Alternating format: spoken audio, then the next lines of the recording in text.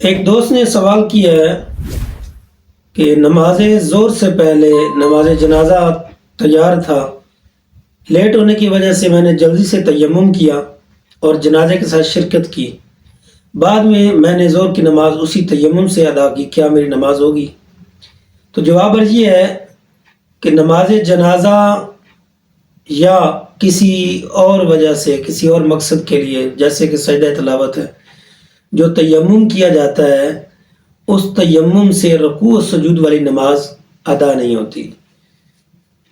اب دوسرا مسئلہ یہ ہے کہ آپ نے جو تیمم کیا ہے وہ جلدی سے جنازے کے ساتھ شرکت کی وجہ سے کیا ہے، وہاں اجازت ہے۔ اب چونکہ پانی موجود ہے تو بغیر پانی کے آپ کی نماز بھی نہیں ہوگی۔